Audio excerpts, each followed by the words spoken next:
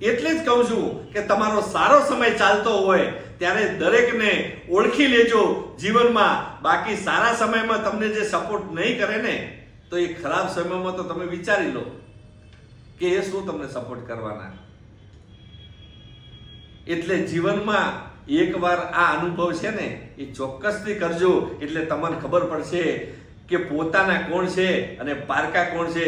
જ્યારે પૈસા હોય ને ત્યારે તો પારકા છે એ બી પોતાના થાય છે અને પોતાના છે એ પણ પોતાના થાય છે. પણ જ્યારે તમારી પાસે રૂપિયા નથી, પૈસા નથી ને, ત્યારે તો જે પોતાના છે ને સાહેબ, એ બી હાથ ઉપર કરી દે છે અને એ પણ આપણા માટે પારકા થઈ જાય છે સાહેબ. એટલે ભગવાને એક સમય છે એ દુઃખનો આપે છે તો દુઃખ પાછળ સુખ આપે છે, પણ અંધારા પછી ફરીથી પાછો એક સૂર્ય ફરીથી ઉગે છે અને અજવાળો કરી નાખી છે. એટલે તમારો દુઃખ હોય તો ચિંતા કરવાની જરૂર નથી.